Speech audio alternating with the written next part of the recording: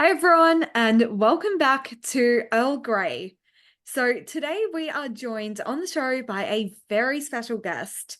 So, for those of you who have been listening to the Sweet 16, you're probably wondering what goes on behind the scenes. And we will be talking today to one of the music directors for the Sweet 16. Welcome to the show, Caitlin Ramsay. Hi, thanks. Thanks for having me. Well, thank you for coming on Earl Grey. So, for anyone who hasn't heard of the Sweet 16 before, what is the Sweet 16? So the Sweet 16 is made up of eight international tracks and local tracks. They're all new releases within the last 2.5 weeks. And we select those alongside a local feature album and an international feature album. So they make up the Sweet 16 altogether. Cool. And the Sweet 16 is broadcast on a Sunday as well as part of a radio program, which is produced by, was it Dominic? Yeah, by Dom, by Dom. Yeah. So Dom is the EP for that uh show every week. Yeah, 5 to 7 on a Sunday. I believe Lachlan also co-hosts that show on a Sunday as well. It's always good fun to listen to those two bantering, if you've ever tuned in. Yeah. So basically, the Sweet 16 is the place to go to hear the best new music on SYN. Do you have a favorite track that you've programmed into the Sweet 16? Oh my goodness, what a question. I think, yeah, every week it can be really hard to whittle down the amount of songs we get sent every week. Like our emails, we get like so many emails a day with new stuff. So me and Mia, who is also the music director, we both do our best to sort of choose the stuff that gets stuck in our ears, earworms. I think in this most recent Sweet 16, one of my favorite tracks. I might actually have to look on the thing for a second. The new Vince Staples stuff is really, really good. Um, So a low is that country music or Vince Staples is a rapper from California. He's just released a new album called Dark Times. He kind of dropped it just like very randomly. Um, and yeah, there's some really great tracks on there. That's our international feature album for this week. I'm really liking the new Clairo song, Sexy to Someone. That's probably one of my favorites of the last week. oh? Well, it sounds like you guys have a big mix of songs. So is there a process that you and so Mia is also the other co-music director of the Sweet 16. So do you and Mia go through like a certain process of like how do you choose which songs make the cut and which ones don't? Totally. So each week we sort of listen by ourselves. We troll through everything that's new from the last 2 weeks and we sort of compile it into one big playlist. We allow each other to sort of listen to each other's picks throughout the week. And then we get together on the weekend, just have a meeting and we go through and we say, I liked that of yours, didn't love this one, liked this one. And we sort of just process of elimination, whittle it down to the 16.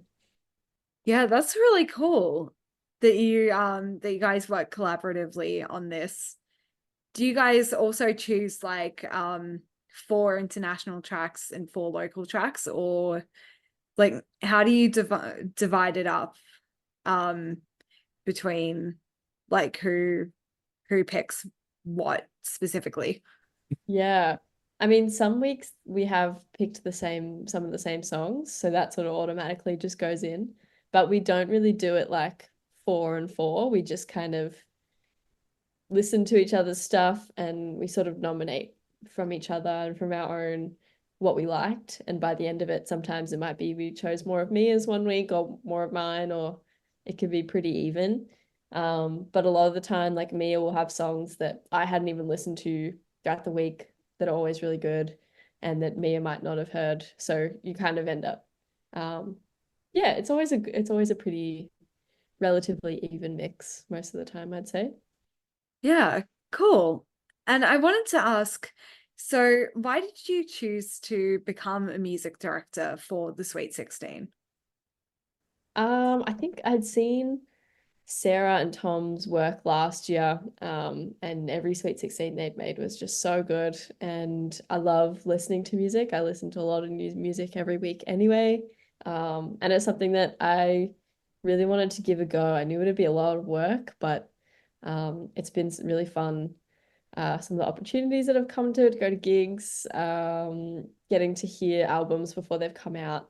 I just wanted to have a bit of a dip into that kind of space, and it's been really fun. So I definitely recommend anyone that wants to do it, give it a go. Yeah, cool. And speaking of giving things a go, what made you decide to give SYN a go originally? I found out about SYN when I was at uni. So I was studying a Bachelor of Professional Communication at RMIT, and I had a class in radio, and I learned how to like panel and stuff, and that show got shown on Triple R. It was like Room with a View. And we Oh, had some. I'm involved in the current season of Oh, it. there you go. I think it's a rite of passage. Most people sort of find SYN or know about SYN already before they do that. So that's cool. That was one of my favorite classes I ever did at uni. And yeah, Beck, who was an older community manager. Oh my God. Sorry, I'm a bit sick. My voice just left. Beck was the old community manager. She came down and gave us like an intro to SYN and was like, you should do it if you like this kind of thing. So I went up, did the induction, but yeah, I've always wanted to do radio. When I was a kid, I asked my parents to get me a radio. I asked to do a training course at the local radio station in Geelong. So that was my birthday present when I was like 16. So I've always had an interest in it, but I didn't know about SYN until I was at uni. Yeah, that's really cool that you've always had this interest in radio and SYN kind of helped you explore this. So I know in the Sweet 16 you're usually behind the mic, but or like behind the scenes, but you've been in the studio for a number of SYN shows. So which ones have you been involved with? Yeah, it's actually weird. Over lockdown, I think in 2021, I did Art Smitten like not not live. Like we just called and did it, and so it didn't really feel like we were doing it. So I feel like my first show was The Hoist, and I actually did The Hoist with Mia, that we were co-hosts together on that show and did a few seasons there. And then I did my own show called The Flashback, which was like a podcast sort of situation. And that was about psychedelic music. And then the most recent one I did with my good friend Alex, we made Pop Appointment together, which was a lot of fun. And yeah, that was a very fun time as well. Yeah, it sounds like you've had a bit of experience in a lot of different shows, which is fantastic to hear about. And I want to ask, so so you have been involved in all of these SYN shows, and what do you think sets SYN apart from other community radio stations out there? I think the obvious one is that we're all young people, we're all people under 25.